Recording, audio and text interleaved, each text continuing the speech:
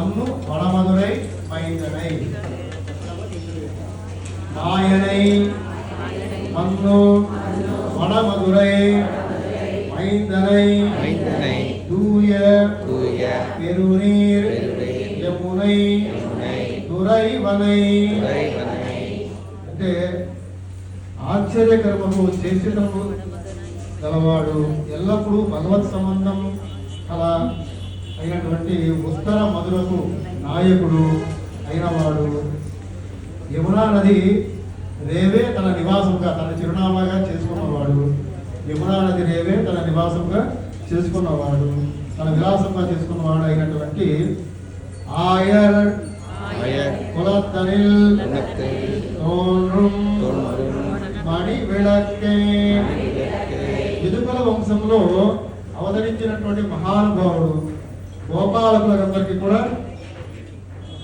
గోపాల వంశంలో భాషించేటువంటి మణి ద్వీపం అంటే యదుకుల వంశంలో అవతరించాడు. ఆ గోపాలకులందరికీ కూడా ఆయన ఒక మణి ద్వీపం. దాని తర్వాత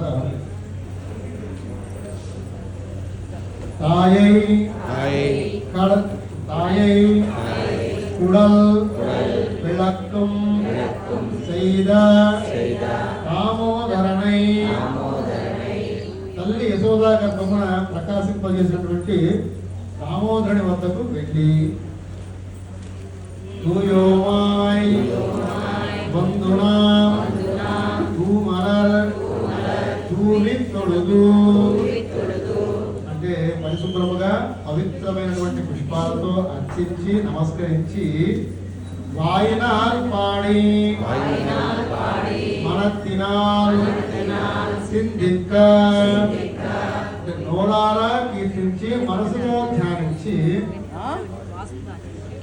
కోయపిడయం పుగుదురవ చిన్ననవం అంటే సంచిత ఆగామి పాప కర్మలన్నీ కూడా అగ్నిలో పడినటువంటి దూయ పింజ వలె భస్మం అయిపోతాయి. ఎలాగంటే పరిశుభ్రమైనటువంటి పుష్పాలతో అర్చించాము, నోరారా కీర్తించాము, మనసుతో ధ్యానించాము.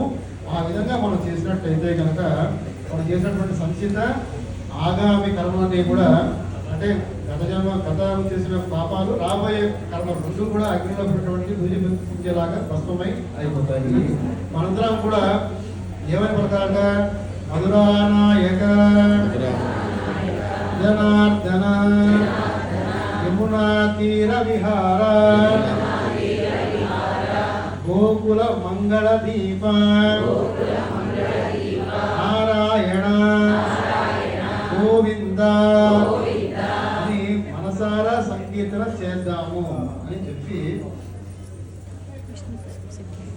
తీయనిల్ తీసాగం చెప్పేలో బ్రహ్మావాయ్ ఇట్లా సంకీర్తన చేస్తే మన వ్రతములకు ఎలాంటి ఆటంకము రాదు. ఒక కోరిక అడిగింది కదా, మంచి పనులు చేస్తే ఆటంకాలు వస్తాయి, ఎలా చేయాలి మనం అని అడిగింది కదా. అలాగే ఈ విధంగా కనుక మనం చెప్పుకున్న విధంగా కనుక ఈ వ్రతాన్ని చేస్తే ఎలాంటి ఆటంకాలు రావు అని గోదాదేవి గోపికలతో చెప్పింది. మనం ఇంతవరకు కూడా మొదటి 5 పాసురాల్లో గోదాదేవి యొక్క వ్రతంకు సంబంధించినటువంటి వివరాలన్నీ చెప్పి అందరినీ కూడా వ్రతానికి సిద్ధపరిచింది. ఇక రేపటి నుంచి 15వ పాసురం వరకు భగవంతుడి గురించి మనం ఎలా ఉండాలో, ఏం చేయాలో, భగవంతుడు మనకి ఏం చేస్తాడనే విషయాలన్నీ రేపటి నుంచి 15వ పాసురం వరకు అన్ని కూడా ఆవిడ వివరిస్తూ ఉంటుందన్నమాట.